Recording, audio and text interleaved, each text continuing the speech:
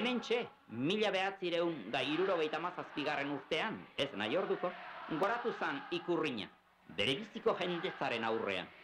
Hango txalo eta pozikara.